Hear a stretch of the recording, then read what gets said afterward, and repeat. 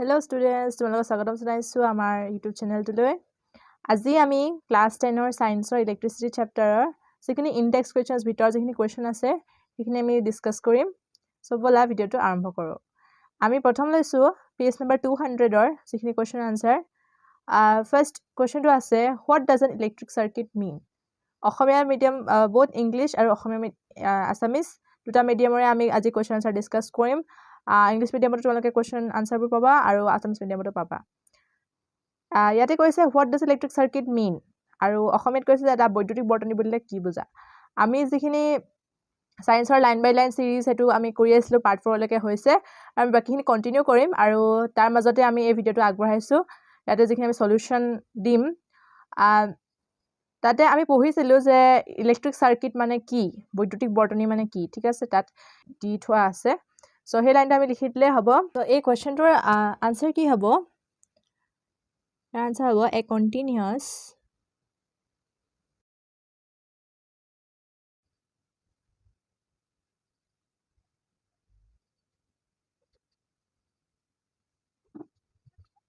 So your answer to হ'ব a continuous and closed path of an electric current is called an electric circuit.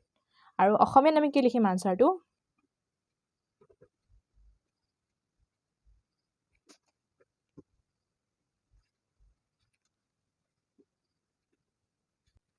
অসমীয়াৰ উত্তৰ হ'ব বিদ্যুৎ প্ৰবাহৰ সুত বব পৰা বন্ধ পথক বৈদ্যুতিক বৰ্তনী বোলে।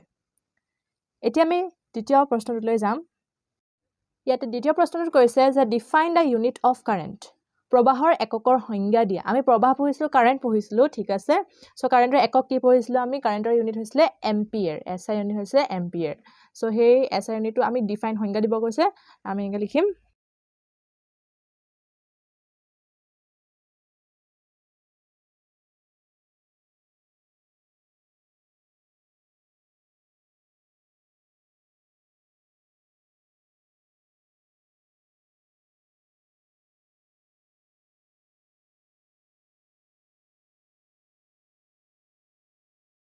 So your answer to কি হ'ব? The SI unit of current is ampere.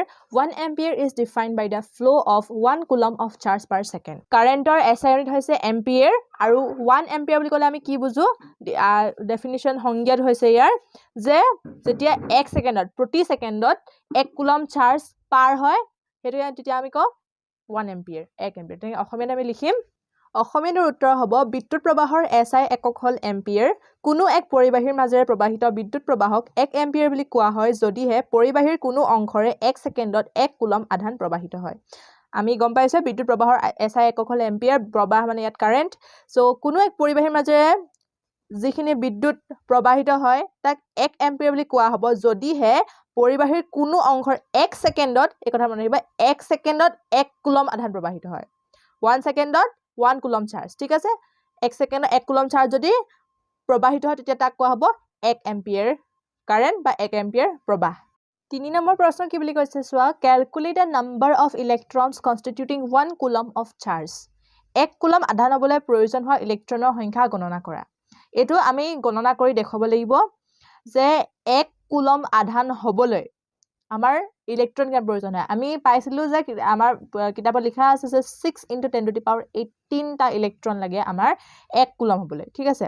সেই যে 16 × 10⁻18 হেতুনো কেনেকৈ পাইছো আমি, হেতু আমি গণনা কৰি দেখাব লাগিব, ঠিক আছে। হেতু কেনেকৈ গণনা কৰি দেখাম সো আমি জানো we know that আমাৰ আমি হেদিনা কৈছিলো যে যিমান কিটা ইলেক্ট্ৰন থাকিব সেই ইলেক্ট্ৰনৰ লগত আমি এটা ইলেক্ট্ৰন থকা চাৰ্জ পূৰণ কৰি দিও তেতিয়া আমি কি পাম? 1 কুলম পাম, ঠিক আছে। মানে যিমান পাইছো 6 × 10⁻18 ইলেক্ট্ৰন, তাৰ লগত যদি এটা ইলেক্ট্ৰন থকা চাৰ্জ 1.6 × 10⁻19 পূৰণ কৰি তেতিয়া আমি এপ্ৰক্স মানে প্ৰায় 1 কুলম পাওঁ, ঠিক আছে। কিন্তু আমাক সেই নাম্বাৰটোৱে উলিয়াব কৈছে, ইলেক্ট্ৰনৰ নাম্বাৰটোৱে। আমি জানো number of electrons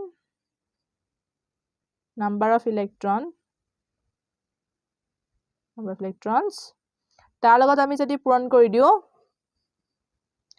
charge in 1 electron,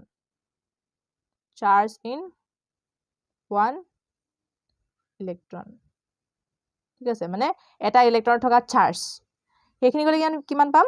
ইয়াতে কৈছে 1 কুলম অফ চাৰ্জ মানে আমি 1 কুলম পাম ঠিক আছে আমি 1c লিখিলে হ'ব কুলমটো এনেকৈ 1c লিখে এতিয়া আমাক নাম্বাৰ অফ ইলেক্ট্ৰন উলিয়াব লাগে চাৰ্জটো আমি গম পাওঁ কিমান চাৰ্জ এটা ইলেক্ট্ৰন কিমান চাৰ্জ থাকে 1.6 into 10 to the power minus 19 coulomb charge থাকে সো সেই কাৰণে আমাৰ কি হ'ব নাম্বাৰ অফ ইলেক্ট্ৰন যেটো আছে নাম্বাৰ অফ ইলেক্ট্ৰনটো লিখি লম ঠিক আছে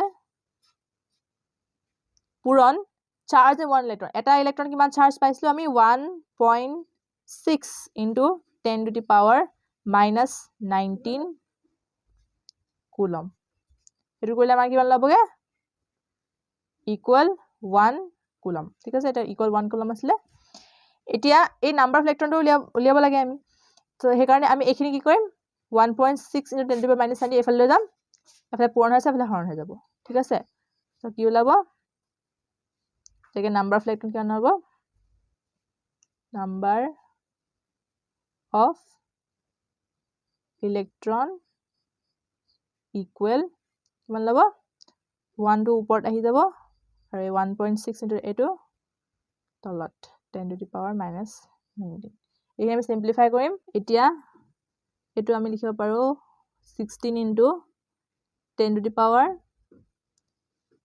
minus 1 লিখিব পাৰো into 10 to the power minus 19 ঠিক আছে সো দশমিকটো আঁতৰাই দিলে এনেকুৱা হ'ব 10 to the power minus 1 ঠিক আছে এতিয়া এখিনি কৰিলে কেন হ'ব 16 into ঘাটে ঘাটে যোগ হ'ব minus 1 লগত minus 19 হলে 10 to the power কেন হ'ব minus 20 হ'ব ঠিক আছে তাৰপিছত 1/16 এনেকৈ ৰাখিলো 10 to the power minus 20 আমি ওপৰ লেভেলে কি হ'ব পূৰণ 10 to the power plus 20 হৈ যাব ঠিক আছে এতিয়া আমি কি কৰিম 1/16 ইয়াৰ পৰা আমি 10 স্কয়াৰ এটা 100 এটা লৈ আনিলো আৰু ইয়াত কেনে থাকিব 10 to the power 18 থাকিব এটা 10 স্কয়াৰ এটা 10 to the power 18 এটা যোগ কৰিলে আকৌ 10 to the power 20 ওলাব ঠিক আছে এতিয়া আমি কি কৰিম এটো কেলে উলিয়াই আনিছো আমি 16 ইয়াক হৰণ কৰিব লাগিব আমি 16 হৰণ কৰিম আৰু কিমান দিম 6 বাৰ দিও 6 ৰং 96 4 দশমিক দিলো 40 হল তাৰ পিছত কিমান দিম 2 8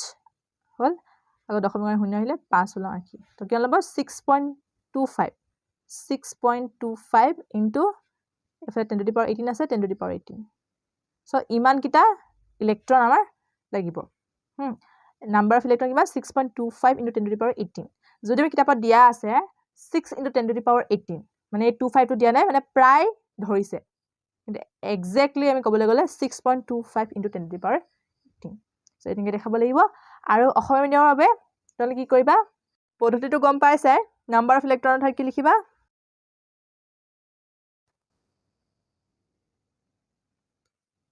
ইলেক্ট্ৰনৰ সংখ্যা ঠিক আছে পূৰণ তাৰপিছত চাৰ্জ ইন 1 ইলেক্ট্ৰন মানে কি লিখিবা এটা ইলেক্ট্ৰনৰ আধান ঠিক আছে চাৰ্জটো অসমীয়াত আধান বুলি কয় এটো লিখিবা তাৰপিছত লিখিবা 1 কুলম তাৰপিছত এটা আকৌ লিখিবা ইলেক্ট্ৰনৰ সংখ্যা আকৌ ইয়াত লিখিবা ইলেক্ট্ৰনৰ সংখ্যা তেনেকৈ কৰিবা তাৰপিছত ওলাবগে লাষ্টত এটো ওলাব 6.25 into 10 to the power 18 আজিলে ভিডিওটো ইমানতে সামৰণি মাৰো আজিৰ এই তিনিটা ইনডেক্স কোৱেশ্চন কৰি দিলো পেজ নম্বৰ 200 ৰ আৰু আমি বাকিখিনি কন্টিনিউ কৰি যাম আমাৰ চ্যাপ্টাৰটো আমি কন্টিনিউ কৰিম আৰু তাতে থকা আৰু কিছু কোৱেশ্চন আছে সেইখিনি আমি কৰি যাম যদি এতিয়ালৈকে চেনেলটো কোনোবাই সাবস্ক্ৰাইব কৰা নতুনকৈ আহিছে তেনেহলে সাবস্ক্ৰাইব কৰি দিবা ভিডিওটো ভাল লাগিলে লাইক কৰি দিবা ধন্যবাদ